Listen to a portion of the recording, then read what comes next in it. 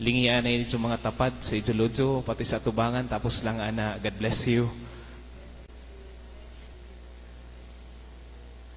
Ano ay tapad? Sorry na lang. Mga igsuon, kung jaoy membro sa ijo pamilya o minahal sa kinabuhi na masadyo, ijo ba ikorekter? Ijo ba sagdahon?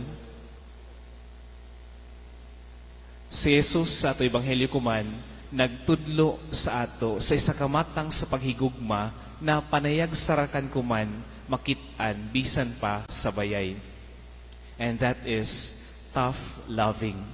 Diyon bitaw, ang tinuod na nahigugma, hibayo mo korekter. Labi na kung ang imo minahal, naghimo na ni sa kasadyop na binuhatan.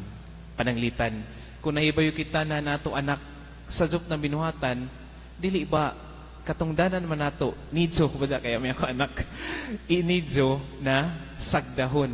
Amo isab ang mga anak kung nabantad sa anak na medyo abusado na si papa, medyo bungangera na si mama, diya isab katungod na mo korekter, mo pahimangno, tapos mo sagda. Kaya ato hinumduman na ang pinakauna nato na allegiance should be God. Na ang una nato prioridad sa kinabuhi, ang Diyos.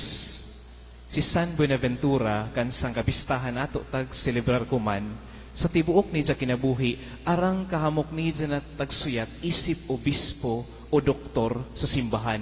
Ani sa kataho, isa kapari o sino manggaling, tawag na doktor sa simbahan, kung arang kahamok animo tagsuyat, arang kahamok imo contribution para sa simbahan. Lakip na sa ija kontribusyon sa ato simbahan ang pagsuyat, pagkorekter sa mga tao na sadyop ang tinuuhan, ang pagkorekter, pagsagda sa mga tao na sadyop ang pinuhatan. Amo manggani na tagtawag si dyan na obispo sa ng doktor sa simbahan, Dr. Serafico or Seraphic Doctor. Nagpamatuod rabadya gajud na si San Buenaventura nakakaton tapos ija tagsunod ang pagtulon ni Kristo, tough loving, kaya ang tinuod na nahigugma, hibayo mo korekter, hinaot paunta. Amen. Palihog manindog.